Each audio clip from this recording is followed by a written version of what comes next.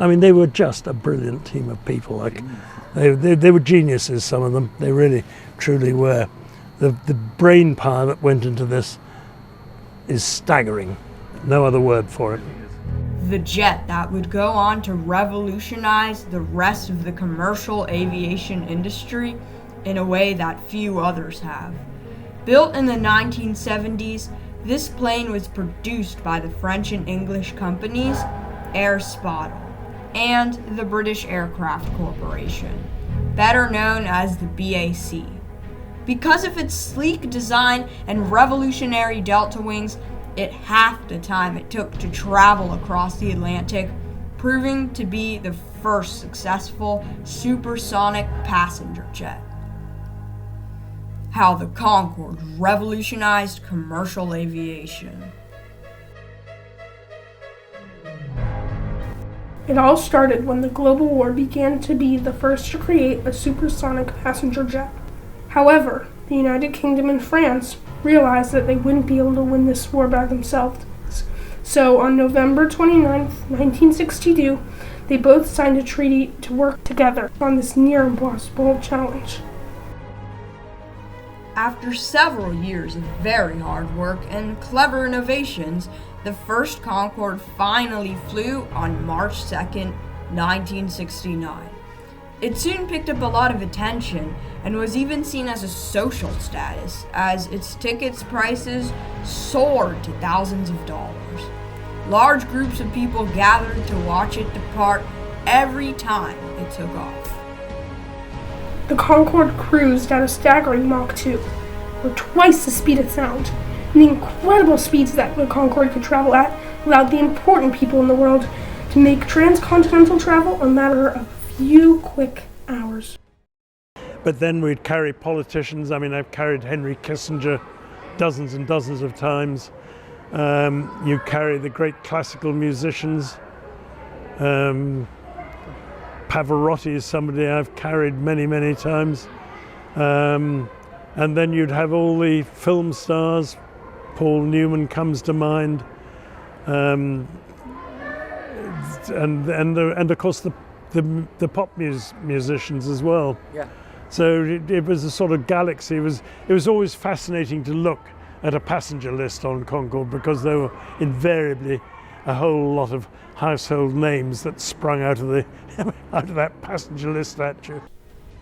These speeds were achieved because of the amazing innovations that were involved in the Concorde, like its famous drooping, bullet-like nose and thin, large delta wings.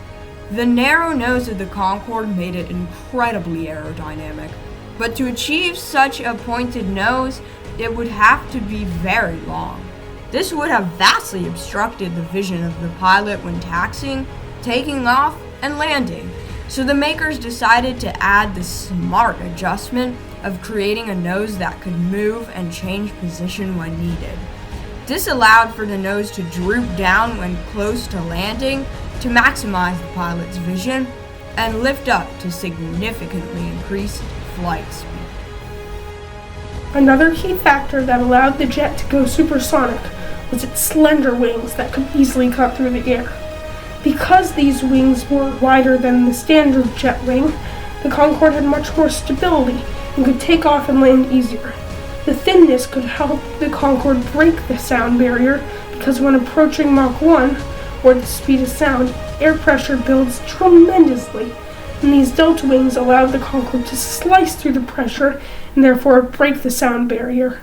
This was no doubt the jet of the future. It was incredibly easy to fly. Incredibly easy to fly. It was extraordinarily responsive. You could fly it with your thumb and your forefinger.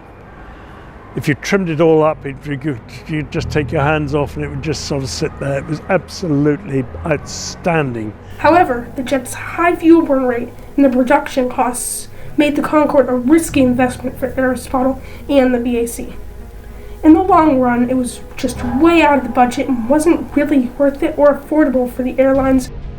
Though this majestic plane was by far the fastest passenger jet, it suffered in many ways, like how inefficient it was, using way too much fuel for its size. Also, many countries ban the Concorde from supersonic flight over them because accelerating past the speed of sound causes an extremely loud and disturbing sonic boom. Eventually, the Concorde would lose large sums of money every time it flew for many routes, leading to its slow and steady demise. Then tragedy struck.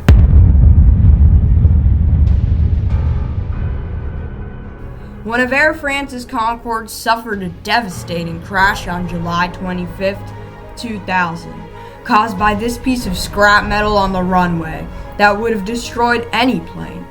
This led to a tire bursting into flames and the plane crashing just yards ahead of where it had started. The general public did not know the cause of this crash and assumed it was the Concorde that was unsafe, further limiting its success. Its reputation was also diminished because it crashed into a nearby hotel and led to 113 casualties.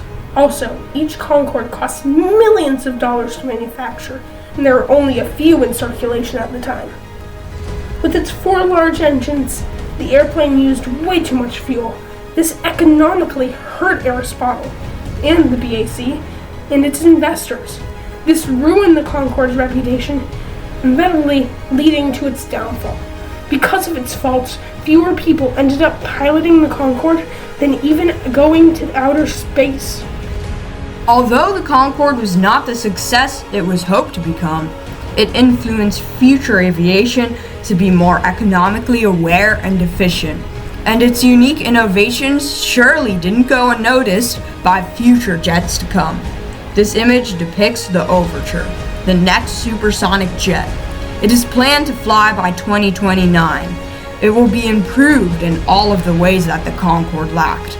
For example, it will be more financially aware, minimize the decibel of its sonic booms, and be more fuel efficient. It will also include designs that prove to work for the Concorde, such as the delta wings and aerodynamics. Overall, the Overture will take the best from the Concorde and combine it with modern technology to create the plane of the future. The Overture will bring supersonic travel back after 26 years, as there has been no flight since the Concorde.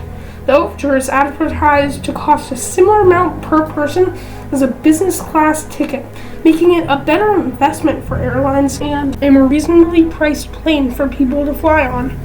In addition to being more reasonably priced, it will be using sustainable aviation fuels, or SAFs, to limit the carbon output. Although the Overture is the only other well-known supersonic project, other subsonic plans are built with ideas that would not be as well known if not for the Concorde. The Concorde had horrible economics because of its massive amount of fuel usage, and companies such as Airbus used this information to take a plane that used way too much fuel for its size and turn it into a popular, profitable plane.